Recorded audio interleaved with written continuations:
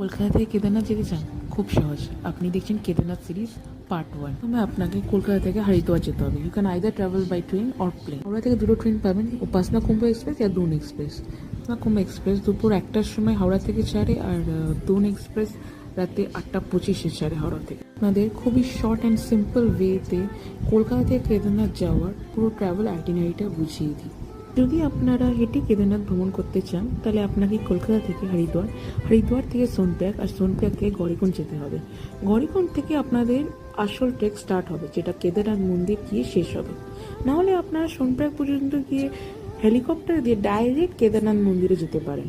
ওটার জন্য আপনাদের আগের থেকে হেলিকপ্টার বুকিং করে রাখতে হবে।